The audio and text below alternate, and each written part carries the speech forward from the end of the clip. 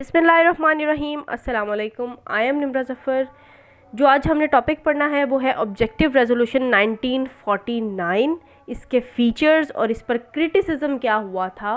वो objective resolution 1949 है क्या, इसको देखने से पहले एक बात बता दूं कि अगर किसी स्टूडेंट को लॉ से रिलेटेड किसी भी टॉपिक पर कोई नोट्स चाहिए तो लिंक जो है वो इंस्टाग्राम पेज है लॉ नोट्स 8, उसका लिंक डिस्क्रिप्शन में दिया गया है, वहाँ कांटेक्ट कर सकते हैं और जिस भी टॉपिक पर आपको नोट्स चाहिए आपको नोट्स मिल जाएंगे इन a very low price.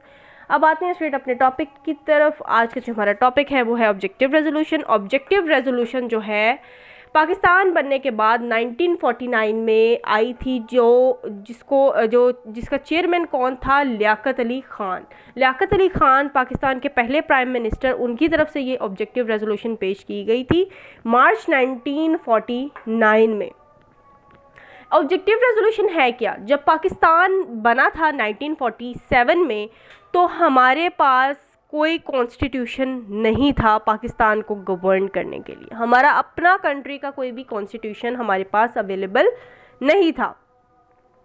Constitution को बनाने के लिए जो हमें गाइडेड प्रिंसिपल्स जो मिले हैं वो हमें कहाँ से मिले हैं? ऑब्जेक्टिव रेजोल्यूशन से। ऑब्जेक्टिव रेजोल्यूशन है क्या? ये ऐसे गाइडेड प्रिंसिपल्स थे जिसकी बेस पे हमारा कॉन्स्टिट्यूशन बनना था। ये ऐसे प्रिंसिपल्स थे जिसको इनकॉर्पोरेट किया जाना था पाकिस्तान के कॉन्स्टिट्यूशन में।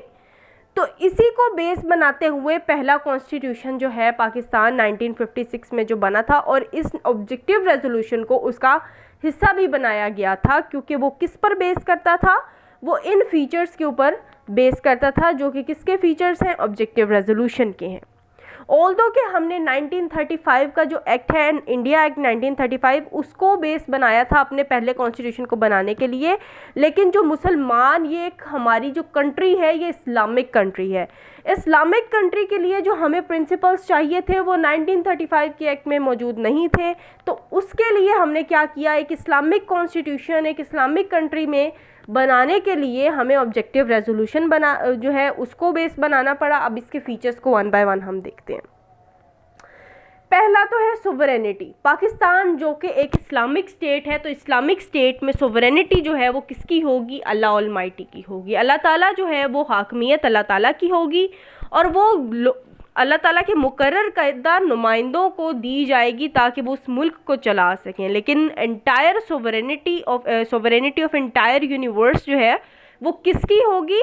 अल्लाह ऑलमाइटी की होगी। और इस लाइन को ऑब्जेक्टिव रेजोल्यूशन में लिखा गया कि sovereignty of entire universe will belong to Allah almighty alone.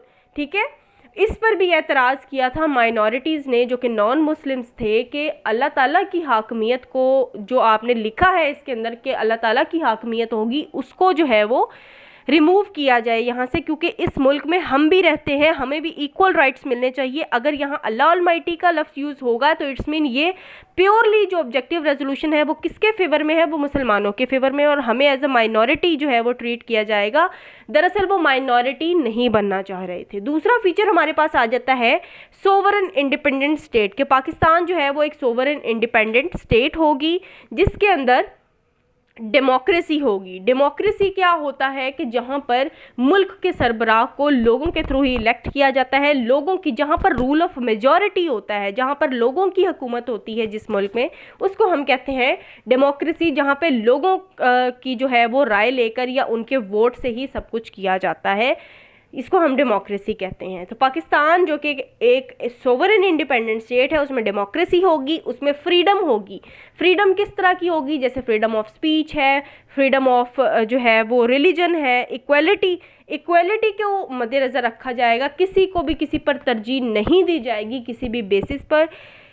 Cast, creed, religion, इन सब चीज़ों से बालातर होकर इक्वलिटी के प्रिंसिपल को मद्देनज़र रखा जाएगा और माशरे में सोशल जस्टिस प्रोवाइड किया जाएगा। इंसाफ के तकाज़ों को पूरा किया जाएगा, किसी के साथ नाइंसाफ़ी किसी भी बुनियाद पर नहीं होगी। ये नहीं है कि अमीर है तो उसको फेवर्स दे दी जाए और अगर गरीब है तो उसे जो है वो फेवर्स ना दी। तो अगर फेवर देनी है तो फिर वो एक साथ दोनों को देनी पड़ेंगी। उसके बाद है फ्रीडम ऑफ रिलीजन। जो माइनॉरिटीज़ हैं और जो मुस्लिम्स हैं वो तो जाहिर है पाकिस्तान एक इस्लामिक स्टेट है, तो जो माइनॉरिटीज़ भी होंगी वो भी अपने रिलीजन को प्रोफेस कर सकती हैं, अपने रिलीजन की जो है वो उसको प्रीच कर सकती हैं, उनको किसी किस्म की कोई रोक टोक नहीं होगी। जिस भी किस्म से ताल्लुक़ जो रिलीजन है उससे ताल्लुक़ रखने वाले लोग होंगे वो अपने रिलीजन के अकॉर्डिंग जो है वो इबादत भी कर सकते हैं, इबादत गाहें भी बना सकते हैं, सब कुछ कर सकते हैं। और उसके अलावा जो है, और यही तमाम चीज़ें जो है इनकॉर्पोरेटेड है हमारा जो अब इन्फोर्स्ड है हमारा 1973 का कॉन्स्टिट्यूशन, उसके अंदर भी ऑब्जेक्टिव रेजोल्यूशन को उस कॉन्स्टिट्यूशन का पार्ट बनाया गया है। इसका मतलब है कि ये तमाम की तमाम चीज़ें जो हैं वो उस कॉन्स्टिट्यूशन में भी मौजूद होंगी। उसके बाद लोगों को उनके फंडामेंटल राइट्स दिए जाएंगे। अब जो हमारा कॉन्स्टिट्यूशन है 1973 का, उसमें आर्टिकल 8 से लेके आर्टिकल 28 तक हमारे फंडामेंटल राइट्स जो है वो हमें दिए गए हैं। फंडामेंटल राइट्स में हमारी लाइफ लिबर्टी, हमारा जो है वो राइट टू प्राइवेसी, उसके अलावा फ्रीडम ऑफ एसोसिएशन, उसके बाद freedom of assembly, freedom of religion, हर चीज़ जो है हमें उसके फंडामेंटल राइट्स जो हैं उन आर्टिकल्स में दिए गए हैं, जो कि किसमें दिए गए थे, ऑब्जेक्टिव रेजोल्यूशन, जो कि अब कॉन्स्टिट्यूशन का पार्ट है। उसके बाद इंटरेस्ट ऑफ माइनॉरिटीज़ के इंटरेस्ट का ख्याल रखा जाएगा, माइनॉरिटीज़ को किसी किस्म की कोई तकलीफ नहीं होगी। इक्वल राइट्स की बात हुई थी माइनॉरिटीज़ के लिए भी, और इसकी जो बेस है वो किसको बनाया गया था, वो कायदे आज़म ने जो कॉन्स्टिट्यूएंट असेंबली से खिताब किया था, उन्होंने कहा था कि माइनॉरिटीज़ के इंटरेस्ट का ख्याल रखा जाएगा, जो पॉलिटिक्स और रिलीजन है उसको मिक्स नहीं किया जाएगा, यहाँ पर माइनॉरिटीज़ का ख्याल रखा जाएगा, उनके ऊपर किसी किस्म का जुल्म या कोई ज़्यादती उनके साथ नहीं होगी। उसके बाद फीचर है हमारा फॉरेन पॉलिसी। पाकिस्तान की एक आज़ाद इंडिपेंडेंट फॉरेन पॉलिसी होगी, फॉरेन पॉलिसी बनाई जाएगी।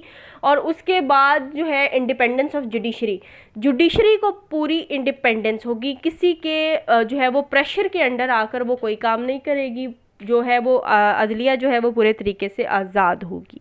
उसके बाद डिफेंस ऑफ सी, लैंड और एयर, जो पाकिस्तान की जुरिस्डिक्शन, टेरिटोरियल जुरिस्डिक्शन की यहाँ बात हुई है कि जो पाकिस्तान के समुंदरी जो पानी है या हवा है या पाकिस्तान की जो सरजमीन है उसके डिफेंस के लिए भी जो है वो कदम उठाए जाएंगे। ये तो ऑब्जेक्टिव रेजोल्यूशन के हमारे पास आ गए फीचर्स कि ऑब्जेक्टिव रेजोल्यूशन जो है वो है क्या थी। ऑब्जेक्टिव रेजोल्यूशन जो है वो कॉन्स्टिट्यूशन बनाने की तरफ हमारा पहला कदम था, ठीक है, ये हमारी बेस थी जिसको हम कॉन्स्टिट्यूशन का हिस्सा भी बनाते आए हैं अब तक, ठीक है। लेकिन ये ऑब्जेक्टिव रेजोल्यूशन जो है इस पर क्रिटिसिज्म भी हुआ था, किसकी तरफ से हुआ था, माइनॉरिटीज़ की तरफ से हुआ था। जैसे कि हमने ये फीचर्स पढ़े, इसमें इन फीचर्स में ज़्यादातर जो है वो मुसलमानों को प्रोमिनेंट किया गया, इस्लाम को प्रोमिनेंट किया गया है कि ये एक इस्लामिक स्टेट होगी। यहाँ पे जो मुल्क का नाम जो था ना इस्लामिक रिपब्लिक ऑफ पाकिस्तान, उस पर भी क्रिटिसिज्म हुआ था कि इस्लामिक रिपब्लिक ऑफ पाकिस्तान का मतलब है मुसलमानों को यहाँ प्रोमिनेंट किया जा रहा है। तो माइनॉरिटीज़ को लगा ये बात कि उनके जो इंटरेस्ट हैं यहाँ पर या उनके जो राइट्स हैं वो इन्फ्रिंज किए जाएंगे, इन फ्यूचर जो है उनको एज अ माइनॉरिटी ही ट्रीट किया जाएगा और उनको जो है वो राइट्स ठीक तरीके से नहीं दिए जाएंगे। किसकी बेस पर उन्होंने ये क्रिटिसिज्म किया था, ये पॉइंट्स हैं कि सोवरेनिटी ऑफ अल्लाह जो है इस चीज़ को आप ऑब्जेक्टिव रेजोल्यूशन से रिमूव करें। जहाँ पर सोवरेनिटी ऑफ अल्लाह की बात हुई है वहाँ से इस चीज़ को रिमूव किया जाए, क्योंकि सोवरेनिटी ऑफ अल्लाह का मतलब है यहाँ पर इस्लाम की बात हो रही है, ठीक है। जहाँ जहाँ पर वर्ड इस्लाम लिखा गया है उसको रिमूव किया जाए, ठीक है। इक्वल राइट्स फॉर माइनॉरिटीज़, और माइनॉरिटीज़ के लिए हर जगह पर लिखा जाए कि इक्वल राइट्स होंगे, माइनॉरिटीज़ को भी, मुस्लिम्स और नॉन मुस्लिम जितने हैं उनको इक्वली ट्रीट किया जाएगा। उसके बाद उन्होंने ये पॉइंट रेज किया कि ये जो फीचर्स हैं, ये सोवरेनिटी की बात हुई है, जहाँ पर इस्लाम की बात हुई है कि इस्लाम के अकॉर्डिंग जो है वो रूल्स बनाए जाएंगे, कोई लॉ ऐसा नहीं होगा जो रिपग्नेंट टू इस्लाम हो। तो यहाँ पर आप इस्लाम की बात करें तो इसका मतलब है कि ये आप फुली एक इस्लामिक स्टेट बनाने की कोशिश कर रहे हैं। और क्रिटिसिज्म ये कहा था माइनॉरिटीज़ ने कि हम नॉन मुस्लिम्स हैं, इसका मतलब है कि ये जो स्टेट है आपकी ज़्यादा है और हमारी कम है। ये दरअसल उनका पॉइंट था कि वो वहाँ माइनॉरिटीज़ की तरह रहना नहीं चाहते थे, वो चाहते थे कि इक्वली बने, ये इस्लाम को और पॉलिटिक्स को मिक्स ना किया जाए। वो कह रहे थे कि कायदे आज़म, यहाँ पर जो पॉलिटिक्स और रिलीजन वाला इन्होंने पॉइंट रेज किया था, यहाँ इन्होंने रेफरेंस कायदे आज़म की स्पीच का दिया था कि कायदे आज़म ने तो कभी ये बात नहीं की थी कि जो मुल्क है वो रिलीजन की उसको रिलीजन की बेस पर जो है आपने बनाना है। वो तो इक्वल राइट्स की बात करते थे, वो तो ये बात करते ही नहीं थे कि पॉलिटिक्स को रिलीजन को मिक्स जो है वो किया जाए। तो माइनॉरिटीज़ ने कहा था कि पॉलिटिक्स को सेपरेट रखा जाए और रिलीजन को सेपरेट रखा जाए।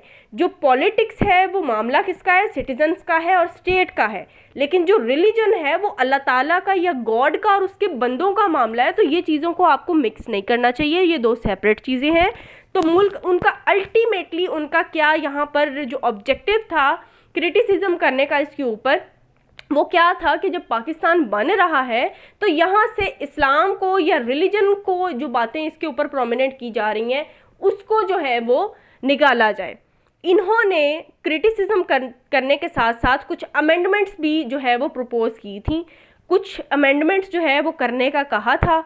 और जो है जब वो अमेंडमेंट्स की इन्होंने प्रपोज की थी तो उसके ऊपर वोटिंग भी हुई थी बाद में कि इसके अंदर जो अमेंडमेंट है वो की जानी चाहिए या नहीं, कि ये जो सोवरेनिटी ऑफ अल्लाह है इसको रिमूव किया जाए और वर्ड इस्लाम को रिमूव किया जाए। तो और भी बहुत सारी अमेंडमेंट्स जो हैं वो करने का इन्होंने कहा था, लेकिन उसके ऊपर वोटिंग हुई थी और उनको जो है वो मेजॉरिटी वोट नहीं मिले थे। इस वजह से उनकी वो अमेंडमेंट्स जो हैं वो नहीं हो पाई और ऑब्जेक्टिव रेजोल्यूशन जो है वो एज इट इज़ जो है वो पास हो गई थी। और उसके बाद इसी को बेस बनाया गया towards plantation of first constitution of 1956. So this was all about our today's lecture. Thanks for watching the video, and if you like the video then don't forget to like, share and comment. Thank you so much.